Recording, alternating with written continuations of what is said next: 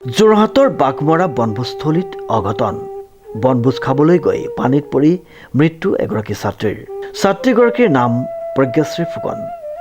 তাই জেবিগলটো পঢ়ি আছিলে চেম্পুৰটো পাছ কৰি পেলাই আছাম ৰাইফলছৰ পৰা 94% লৈ তাই জেবিগলছত লৈছিলে আৰ্টছত বাঘমাৰত গৈছিলে বোলে। মই গম নাপাওঁ, এতিয়াই গৈছোঁ লগত অফাই গৈ পেলাই কৈছে বোলে মই মোমায়েক হয়, সৰু মোমায়েক একো গম নাপাওঁ, এতিয়াহে কৈছে বোলে। তাই হেনো মাংসকণ হিলাবলৈ যে গোটেইকেইটা একেলগে আছিলে, মাংসকণ হিলাবলৈ যাওঁতে হিলাই থৈ আহোঁগৈ বুলি কয় হেনো। পানী নে পৰিলে নে পলকতে একো নাজানো, একোৱে নাজানো। জানিব পৰা মতে বন্ধুবৰ্গৰ সৈতে পুৱাই বাঘমৰা বনভোজস্থলীলৈ গৈছিল।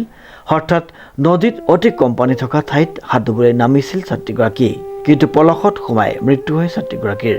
বন্ধু তথা সতীৰ্থসকলে তাৎক্ষণিকভাৱে যোৰহাট চিকিৎসা মহাবিদ্যালয়লৈ আনে যদিও চিকিৎসকে মৃত ঘোষণা কৰে মেধাৱী ছাত্ৰীগৰাকী যোৰহাট জগন্নাথ বৰুৱা বিশ্ববিদ্যালয়ৰ স্নাতক মহলাৰ প্ৰথম বাৰ্ষিকৰ ছাত্ৰী আছিল।